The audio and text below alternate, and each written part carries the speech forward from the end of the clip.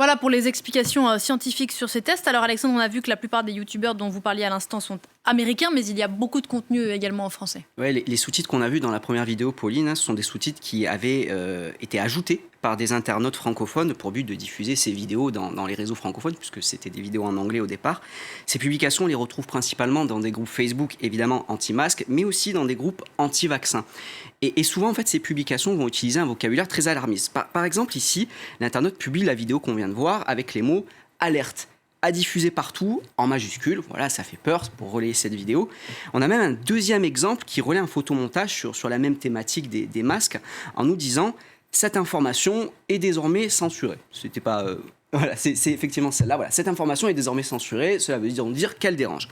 En général, quand des internautes utilisent ces termes, Pauline, alerte, censure, à diffuser partout, en fait, c'est là qu'il faut être méfiant, parce que c'est trop souvent ceux qui utilisent ces formulations qui, en réalité, cherchent à désinformer. Et puis, comme bien souvent, ce sont ces images sensationnalistes qu'on voit pour faire peur autour des conséquences du port du masque. Oui, des images il y a des images qui sont souvent vraies, ou qui sont diffusées également sur les réseaux sociaux, mais sur lesquelles tout le contexte n'est pas exposé pour induire en erreur.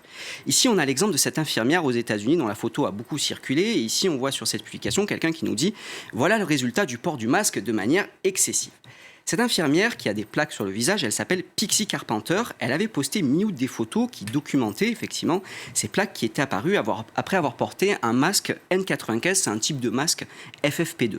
Sauf que si en fait on lit en détail ces publications sur son compte Facebook, notamment les commentaires qu'elle a postés en réponse à de nombreux internautes, eh bien celle-ci a notamment précisé « Ce n'est pas le masque qui a provoqué spécifiquement ces brûlures, c'était un masque N95 décontaminé afin de le réutiliser.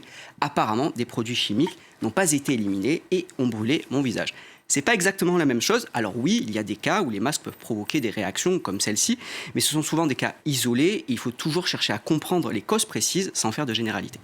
Alexandre, si on se pose une question autour du Covid-19 par rapport à une information qu'on a pu voir sur les réseaux sociaux, que fait-on ? Alors, la communauté internationale des journalistes vérificateurs, qui s'appelle l'IFCN, c'est l'International Fact-Checking Network, a publié en fait une immense base de données qui recense tous les articles de vérification de tous les médias de vérification qui sont partenaires de l'initiative. Les observateurs de France 24 sont partenaires de cette initiative.